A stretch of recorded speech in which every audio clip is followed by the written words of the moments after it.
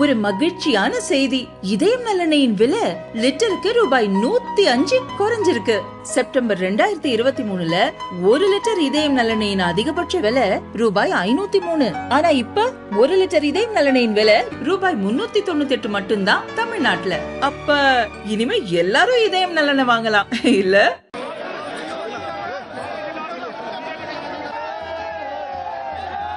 உத்தராகண்ட் மாநிலம் கங்கோத்ரி, யமுனோத்ரி, கேதார்நாத், பத்ரிநாத் ஆகிய 4 கோவில்களுக்கு செல்லும் புனித யாத்திரை சார்தாம் யாத்திரை என அழைக்கப்படுகிறது.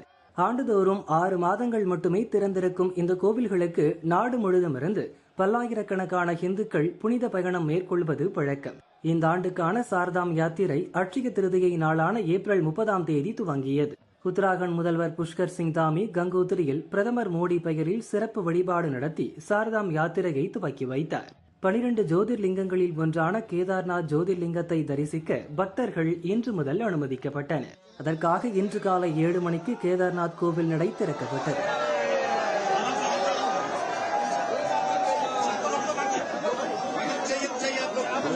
அங்கு ஏற்கனவே தயாராக இருந்த முதல்வர் தாமி கோவில் கதவை திறந்து பக்தர்களை வரவேற்றார். ராணுவ வீரர்களின் பேண்டு வாத்திய குழுவினர் பக்தி இசை வாசித்தனர்.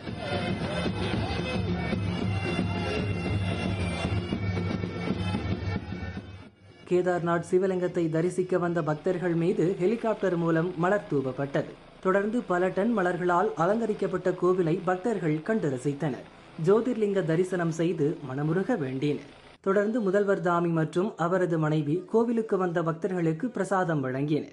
சார்தாம் யாத்திரையை சிறப்பாக நடத்த மத்திய மாநில அரசுகள் தேவையான பாதுகாப்பு நடவடிக்கைகள் எடுத்துள்ளன.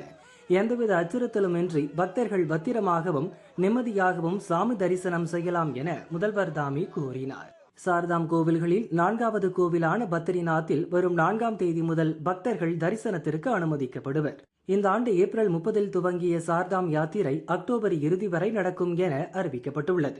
அதன் பிறகு கனமழை, கடும் பனிப்பொழிவு காரணமாக 4 கோவில்களும் தொடர்ந்து 6 மாதங்களுக்கு மூடப்படும். பிறகு அடுத்த ஆண்டு கோடையில்தான் மீண்டும் கோவில் நடை திறக்கப்படும்.